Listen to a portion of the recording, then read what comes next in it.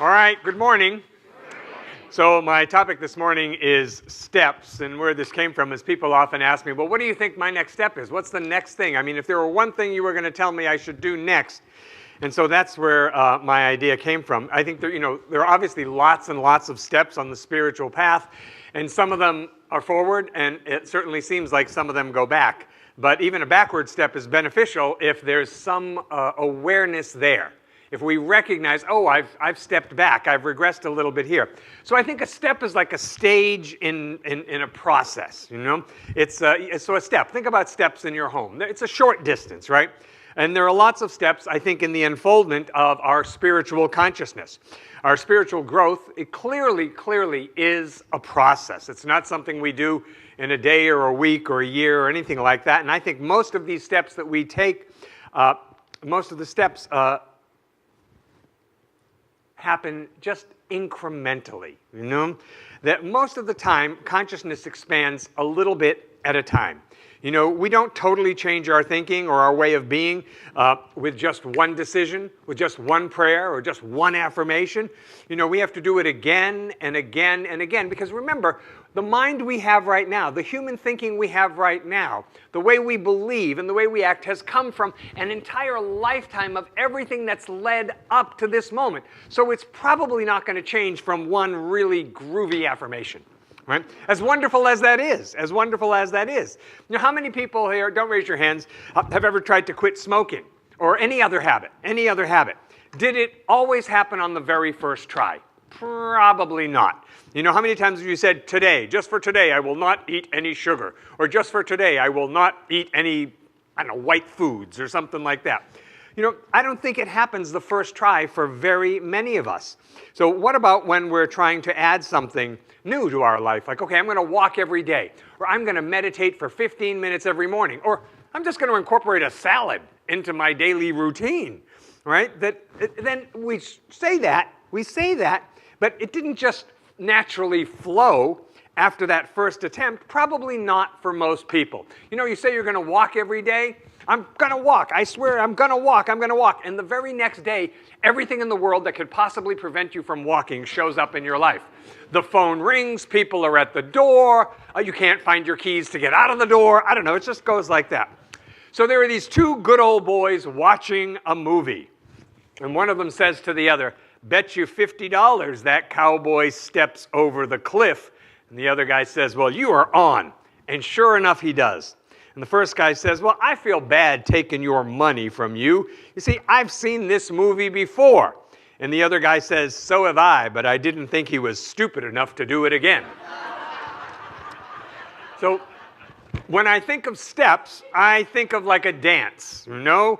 And in a dance, the steps may go in different directions. They go forward, they go backward, they go sideways sometimes.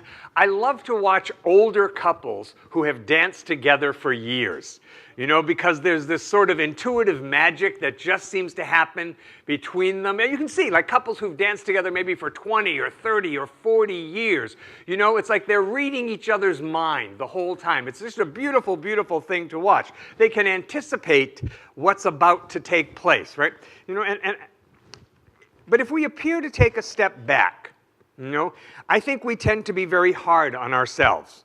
When in fact, the step back may be the preparation or the signal to take a greater step forward, you know? Sometimes I think we have to get to the place of feeling bad before we do something to feel good. Anybody? It could just be me. I don't know.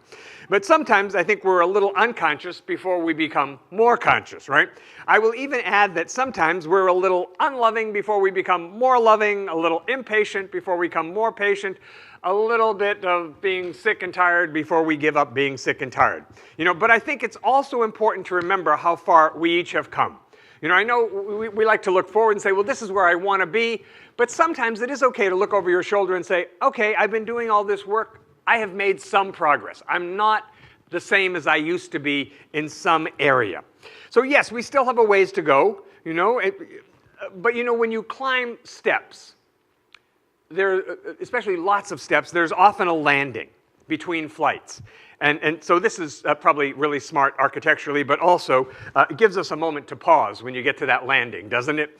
I really like that. You know, to take in what you've accomplished and get perspective on how much further you have to go. I don't know about you, I've never done this myself. It's on my list, gone to the top of the Statue of Liberty.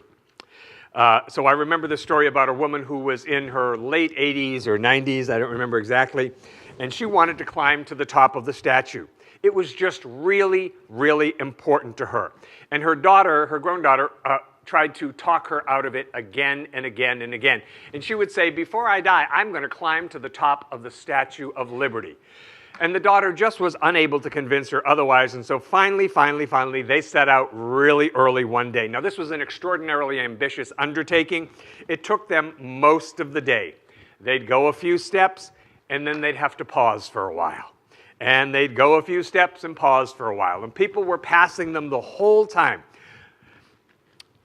When they got close to the top, the elderly woman said, couldn't these steps have been first? Which I thought was great. I really liked that. And she got there. When she finally got to the top of the Statue of Liberty and was able to look out in every direction, she started to cry because her parents, many years before, had come through Ellis Island. And she felt like these steps that she was taking in some way made her closer to understanding who they were and what they had been through to get here. You know, and so she was glad she took the steps that were necessary. You know? Absolutely. She was very, very thrilled about that. So the steps we climb, I think, are for the purpose of rising into a higher state of consciousness, an expanded state of being, a more loving awareness, that we're climbing really for a better view ourselves.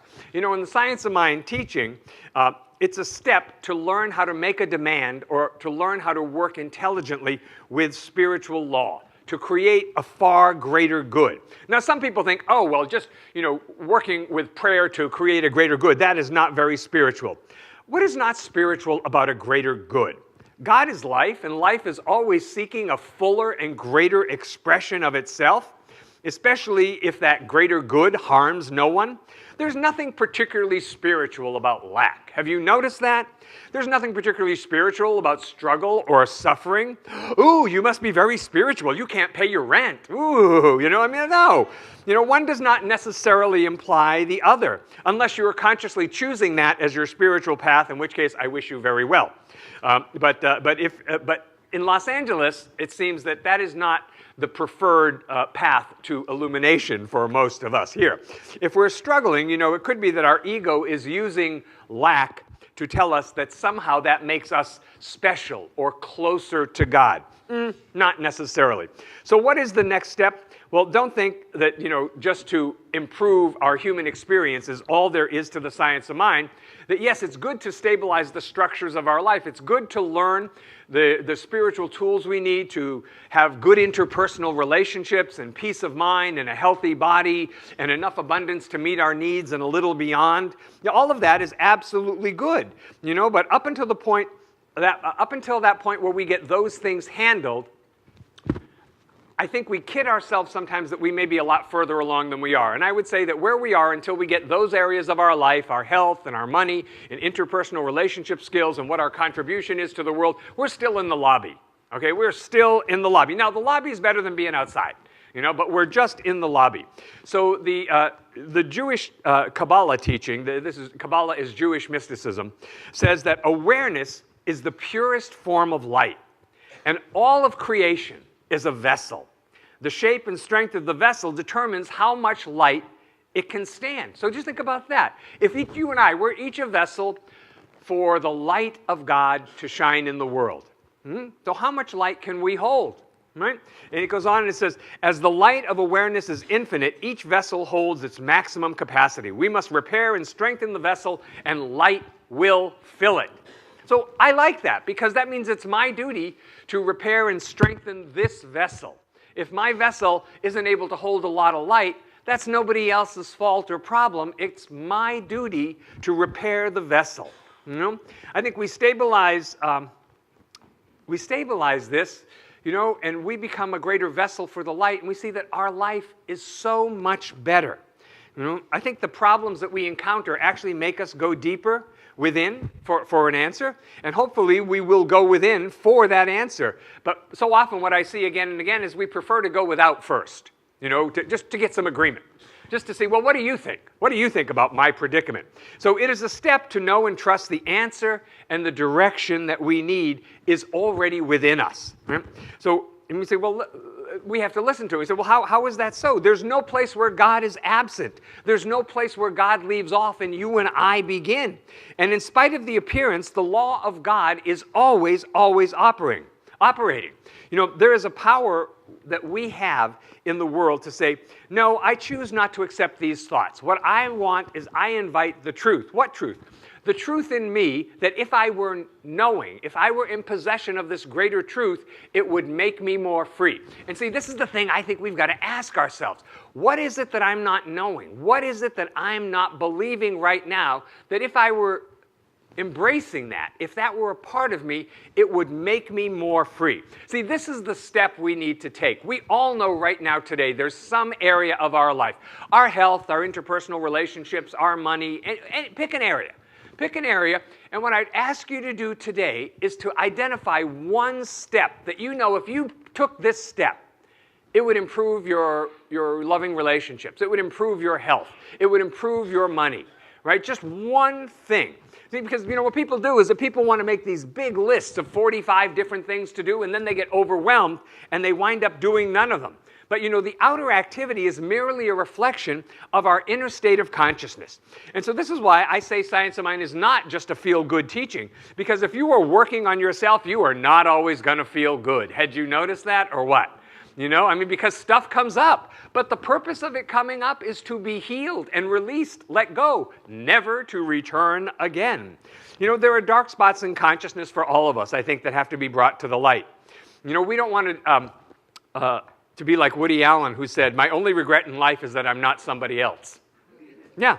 Now, and I think that so often we feel that way. They say, why didn't I get that life? Or why didn't I have this life over here?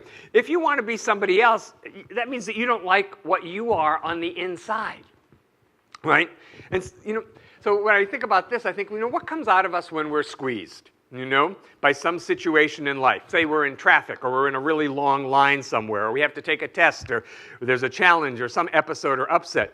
What is inside of us? Is it love, or is it hate, or anger? If you squeeze an orange, you know what you're going to get. You're going to get orange juice. If you squeeze a lemon, you know what you're going to get. You're going to get lemon juice. Science of Mind says that it is there because what is in my life is there because my thinking has contributed in some way. My thinking has encouraged, allowed, welcomed, resonated in some way. Now, that's a step, just to recognize that much. Being aware of the kind of person we are being at any given moment is a step. We're not glibly saying, oh, there's just one power. We have to rise to that state of consciousness that recognizes and believes and sees. We don't say that glibly. We know that God constitutes the very essence of our being. And so we see something in the world, and we take the step necessary to be able to navigate through it with the best possible consciousness we can have. People do what they do, right? Now you have to know that people do what they do, and that's a reflection of their consciousness. Well, in other words, what people do is their karma, and how we respond is ours. So I hope that the way we respond, I hope that love is inside of all of us. That when we're squeezed, love is what comes out. Right? That's what Science of Mind is all about. Love, and love is always in vogue. Right? Do I want spiritual growth and healing, or do I want to have agreement and approval from the world? Will I allow what other people to think of me on my path to be more important than what I think about myself? I think we have to stop giving the external things out here power over us in our life. Because the world is really a mirror, and people are just reflecting back to us something about our belief. So this duck goes into an employment office. Yeah, a duck goes into an employment office. And the employment officer says, oh, you can talk. And the duck says, of course I can talk. can you find me a job? And he says, well, come back tomorrow. And so he calls his friend, the employment officer calls a friend of his who works at the circus and says, I've got a duck who can talk. Can you give him a gig? And he says, yeah, for a talking duck, we will give him $1,000 a week, and all he has to do is one show a day. So the next day, the duck returns. And the employment officer says, well, I'm glad you came back. Have I got a job for you? $1,000 a week for one show a day at the circus. And the duck says, what, are you crazy? The circus? What kind of job is that? I'm an engineer. I did that for you, Glenn. So right now, we have everything we need within us to have a wonderful life. So my invitation to all of us today is decide on a step. One step for just one area of your life that you promise yourself you will embrace that fully. Right? Everybody got one? Yeah? Let's pray. So we turn our attention inward now for a moment, recognizing and feeling and sensing the presence of God, God's love, God's infinite spirit. It's the truth about each and every one of us. We are connected with this infinite, loving, intelligent presence.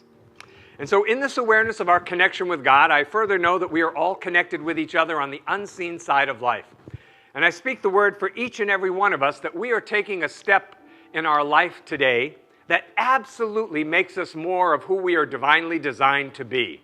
That the universe, in its infinite giving nature, says yes to all of it. And so we stand on solid ground here today, knowing that it is absolutely the will of God that we be happy, prosperous, joyful, healthy, free in every way. We include in our prayer our family members, our friends and loved ones. We know that right where they are, God is in its fullness. We let our prayer be a blessing in the world around us, touching all people, all situations, as a light, as healing, as blessing, as all needs met. We bless our church and all churches everywhere, synagogues and temples and mosques and ashrams, all paths to God. And I know we're blessed by being together, that everyone gets to be healed, that there is raising up. And so again, I invite us to think about that one step that you're willing to take this week in just one area of your life, and commit to that now, right now, between you and God. Make a sacred agreement and say, yes, I will do this for me, so that I have greater dominion over my own life and experience. And so now with a full heart, I say, thank you, God, I release this word, and so it is. Together we all say, amen.